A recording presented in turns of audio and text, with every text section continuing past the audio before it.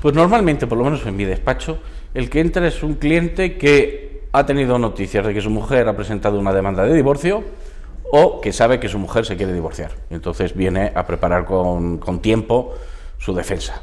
Hay algunos clientes, son menos numerosos, que son ellos los que vienen porque van a solicitar la separación, pero esos son prácticamente la cantidad mínima, a lo mejor un 5%.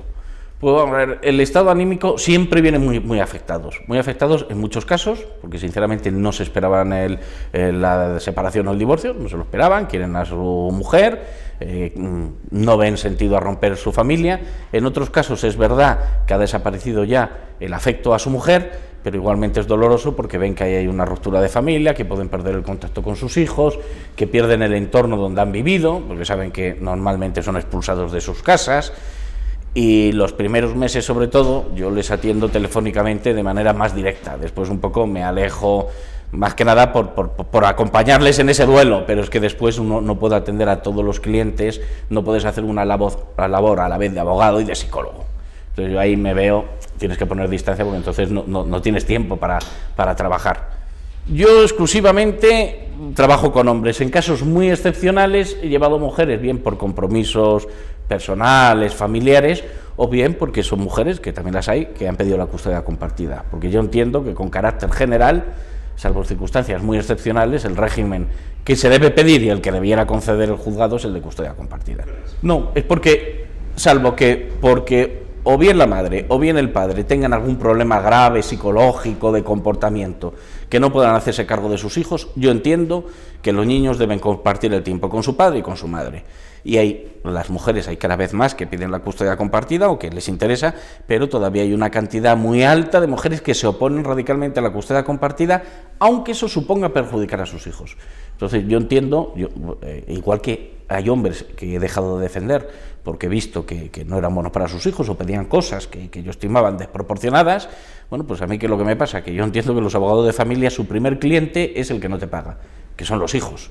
Yo, de hecho, lo mismo, salvo compromisos muy fuertes, no llevo separaciones ni divorcios si no hay menores. Yo solamente llevo procedimientos, yo por convicciones religiosas, sinceramente, pues no me parece bien el divorcio. Me parece muy bien que a otra gente le parezca bien, a mí no. Entonces yo llevo cuando hay hijos y hay menores. Es muy excepcional los asuntos en donde o bien son mayores o bien no hay hijos. Eso no suelo intervenir. No, aquí hay dos fases. En la primera fase, el cliente viene afectado por su ruptura familiar, porque de repente se le quiebra toda su vida. Bien, y te viene muy ilusionado, porque te viene, mira, yo quiero hacerme cargo de mis hijos, porque fíjate, yo los llevo y los recojo del colegio, yo sé inglés y mi mujer no, y hago los deberes con ellos en inglés. Bien, pero cuando le cuento la realidad de lo que pasa en los tribunales, y sobre todo cuando la empiezan a ver ellos, entonces ya se olvidan un poco del drama suyo familiar y se dan cuenta del drama judicial. Pues se dan cuenta que lo que ellos dicen no se escucha, mientras que lo que dice la mujer, sin pruebas, pues se da siempre por hechos ciertos. Entonces empiezan a desarrollar, y además en el procedimiento, pues al final acaban siempre encontrando conocidos que están separados, que están divorciados, empiezan a hablar con ellos del tema y se dan cuenta que no es un tema de que se les discrimina a ellos porque hayan tenido mala suerte, sino que es así como funciona el sistema judicial.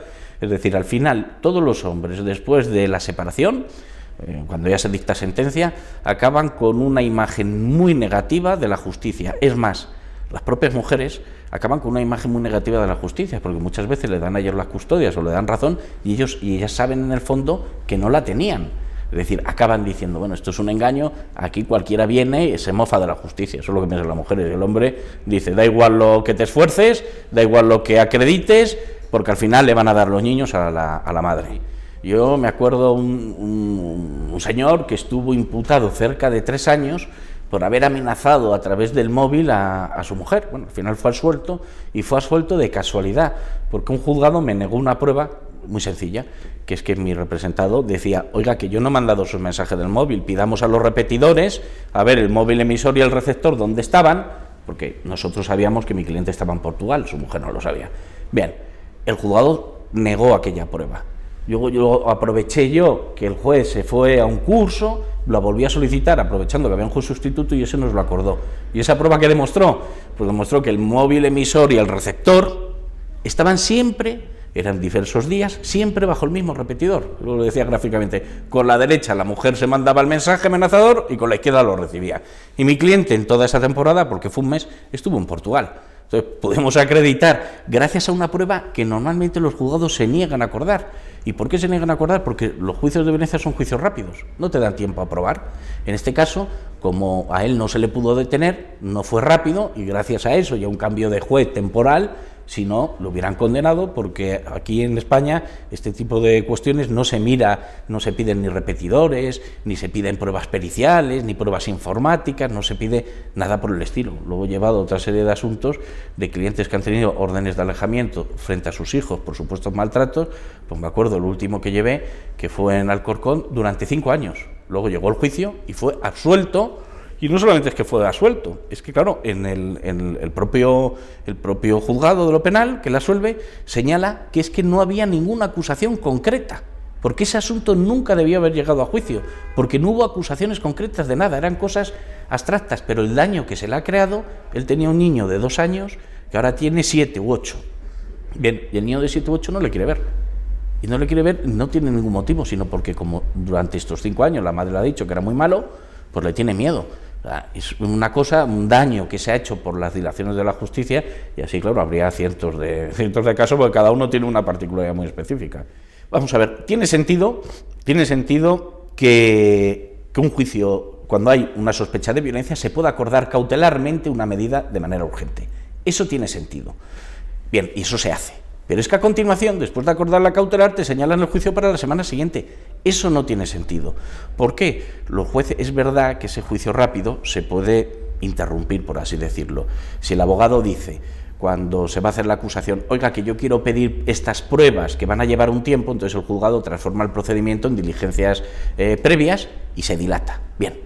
Pero es que la inmensa mayoría de los juzgados, cuando tú pides determinadas pruebas, que se oficie a la compañía telefónica, no se sabe qué historias, que se oficie al proveedor de internet para ver si yo he mandado estos mensajes, no te lo acuerdan y te dicen, no se acuerda, esto es juicio rápido, la próxima semana tiene usted juicio. Y a veces ha habido condenas por mandar correos electrónicos, bien, a la otra persona, supuestamente amenazantes, y no se ha hecho la prueba de si de verdad en el ordenador está ese correo electrónico, de qué servidor se mandó. No se hace esa prueba, simplemente la mujer imprime el correo electrónico y ya como viene en la dirección del marido o del esposo, del compañero, ya se presume que es así. Pues no es así. Se han retorcido los principios generales del derecho y digo, ¿por qué? Vamos a ver.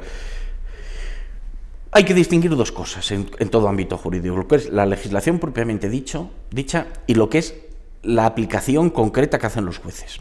Aquí la legislación ya de por sí es injusta. Es injusta porque agrava la pena por el solo hecho de ser hombre el agresor y la agredida mujer.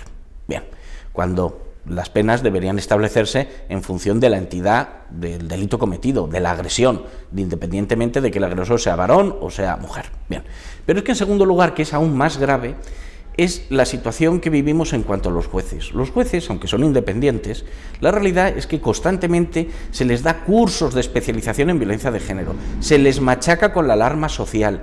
Bien, su libertad queda muy disminuida porque en todos esos cursos se les va aleccionando, por así decirlo, y se les va filtrando, es que el hombre siempre es malo, es que el hombre es agresivo, es que el hombre es, y luego cuando un juez es un ser humano, aplica una ley, todo eso que se le ha echado poco a poco, y vamos a decir así, de manera subliminal, bien, pues todo eso acaba cargando su conciencia a la hora de interpretar las pruebas, lo cual también nos coloca en una situación peligrosa. Y otra situación peligrosa es que ha habido jueces que han absuelto en numerosos casos o que han archivado actuaciones penales y han recibido numerosas quejas de organizaciones feministas hasta el punto de que han tenido que dejar su juzgado e irse a otro. Es decir, un juez sabe que si él, en su juzgado de violencia, el 90% lo archiva porque no ve fundamento, va a ser criticado, va a salir en los papeles, va a salir en los periódicos y va a recibir todo tipo de denuncias. Que aunque no lleguen a ninguna parte, el Consejo ya le pide, hágame usted un informe de cómo funciona su juzgado, y claro, al final no puede seguir ahí y acaba buscando una vida más cómoda.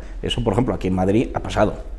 No voy a decir nombres, pero ha pasado con un juez que ha pasado de violencia de género a un tribunal de familia, a un juzgado de familia, precisamente por todas estas molestias que se le han ocasionado. El origen es muy sencillo. Esto es una ley ideológica, como todo lo que llame al género. Bien, y esta ley lógica se basa en lo siguiente. Aquí hay una lucha entre comunismo y liberalismo, o economía de mercado, entre la URSS y Estados Unidos. La URSS llega a un momento en que se da cuenta que económicamente no puede ganar a Estados Unidos.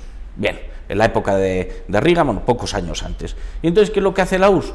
Reúne a todos los partidos comunistas del mundo, celebran un congreso y dice, vamos a ver, es que nuestro error ha sido que no nos hemos dado cuenta en que ya Marx y Engels decía que el primer centro, el primer núcleo de explotación era la familia. Bien, nos hemos dirigido al tema económico y por eso hemos fracasado, debemos ir a la familia. Y a partir de entonces empieza a surgir una ideología que se mezcla ya con unos antecedentes que había en Estados Unidos, Marcuse, etcétera, etcétera, bien, y se empieza a crear la ideología de género, y la ideología de género lo que hace es segregar al ser humano, bien, en dos tipos de personas con dos tipos de derechos. Las mujeres, que tienen más derechos que los hombres, porque los hombres se entiende que de siempre, lo llevan ya prácticamente los genes, son agresores.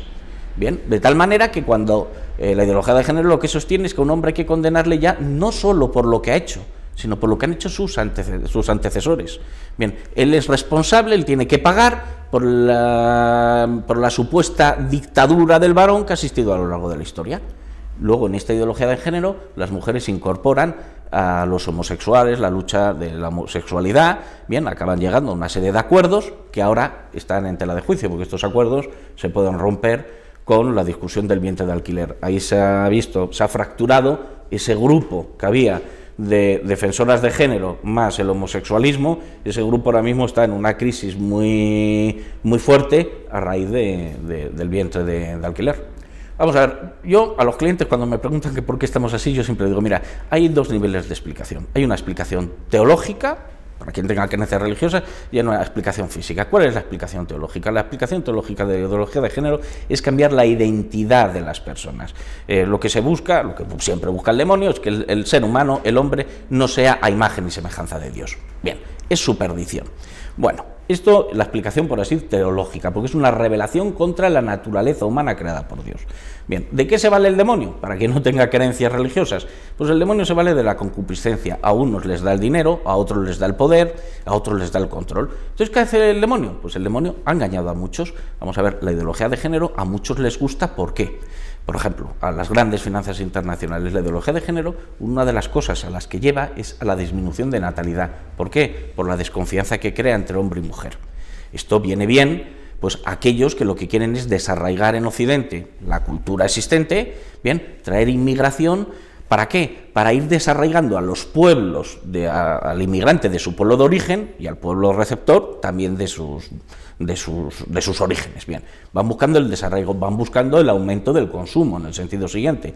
Una pareja que convive junta tiene una nevera, tiene un coche. Bien, si tú te separas necesitas 2 neveras, 2 pisos, 2 coches, aumenta el consumo. Y en tercer lugar, con este desarraigo, pues un español, cualquier persona en su país admite un sueldo. Bien, los inmigrantes que vienen de culturas, vienen de países donde pasa muchísima necesidad, son capaces de admitir con felicidad plena sueldos de la mitad de lo que admitiría, por ejemplo, un occidental. Bien, pues con la ideología de género ha convencido a este sector. ¿La ideología de género a qué otro sector ha convencido? Pues ha convencido a otro sector que por problemas, sinceramente, y yo lo digo con valentía, por ejemplo, el mundo homosexual, una cosa es que hay que respetar al homosexual, hay que creerles una persona como cualquier otra, bien, pero tradicionalmente siempre se ha entendido que tiene un problema. Antes se decía si era una enfermedad, si no era una enfermedad. Bien, a toda esta gente le ha dado una capacidad. Hay muchas personas que lo que buscan es el estrellato, el ser estrellas, el ser el eje de atención de los medios de comunicación, de su entorno, de la sociedad. Bien, pues a ellos les ha dado una relevancia que no tendrían, porque el homosexual en una sociedad normal, oiga, ¿usted es hombre y le gustan los hombres? Pues muy bien, ya está, no le demos más vueltas. ¿Por qué tiene que usted ser modelo de nada? Bien, y a otra serie de personas lo que les da es el poder. Y digo porque el comunismo lo que siempre ha luchado no es por liberar al trabajador, no, el comunismo ha luchado por concentrar el poder. Cuando tú fraccionas una sociedad, cuando tú divides la familia, bien, acabas conquistando esa sociedad, acabas creando elementos, individuos sueltos que no pueden defenderse. Bien, ya la Pasionaria en su día reconoció que el error que había habido en España es no haber atacado a la familia, porque las mujeres se hicieron mucho precisamente por su carácter católico, en contra de que esas ideas comunistas, esas ideas disolventes permearan en la sociedad. Entonces lo que buscan es hacer individuos, no una sociedad de familias. Todo el mundo, cualquier historiador, nos dirá que ¿quién se opuso a las barbaridades de la Revolución Francesa? Las familias. ¿Cuáles? Las de la Vendée. ¿Quiénes se opusieron a la revolución radical que se quería imponer en España? Las familias. ¿Cuáles? Las carlistas. Las 3 generaciones luchando en la misma guerra. Bien, pues eso es lo que ellos buscan, crear individuos sueltos de tal manera. Yo puedo luchar por mis hijos, pero yo, cuando viene un Estado opresor, yo luchar por mí, que ya tengo mi vida arreglada, mis hijos se las arreglen, si total, mi mujer me puede dejar en cualquier momento, alienar a mis hijos que no me van a hablar, que luchen ellos. Y eso es el objeto último de la ideología de género. Vamos a ver, actualmente ahora mismo está en vivo, por así decirlo, una sanción, ya se ha hecho público, porque lo han publicado varios medios. La Comunidad de Madrid quiere sancionar pues, a una entidad, una asociación, Actuir, que hizo un autobús en su día con el tema de la educación que se quieren dar a los colegios. Bueno, y uno de los motivos de sancionarles precisamente porque en el librito dice que el derecho natural establece que hay verdades pues, que no pasan, que hay universales, que hay principios, bien, que en toda civilización y cultura y en todo tiempo y lugar deben ser respetados. Eso es multable. ¿Por qué? Porque, vamos, la ideología de género lo que nos dice es, tú construyes tu identidad, tú eres hombre, pero puedes ser mujer, todo es variable, todo cambia, desde el momento que hay alguien que sostiene, no, hay verdades que no cambian. Yo siempre digo, mire usted, lo alto siempre tendrá más longitud que lo bajo. Lo ancho, siempre, lo gordo, pues siempre tendrá más anchura que lo delgado. Esto es así. Y es que no podemos hacer otra cosa, nos guste o no nos guste. Y este pensamiento líquido de constante cambio, al final lo que acaba convirtiendo al hombre es en un despojo, porque el hombre, pues en fin, es empujado por cualquier viento que sople. Cuando uno no tiene raíces, no tiene arraigos y no tiene certidumbres, que es lo que pasa en la vida moderna, el no tener certidumbres nos coloca al borde del abismo, y estamos al borde del abismo social en Occidente. El mundo no se acaba. Hay otras culturas que podremos criticar, por ejemplo, el mundo del Islam. El mundo del Islam es un mundo de certidumbres. Luego podremos criticar su contenido, lo que hacen, lo que no hacen, pero es un mundo de certidumbres, y es un mundo que Occidente no puede enfrentarse a él.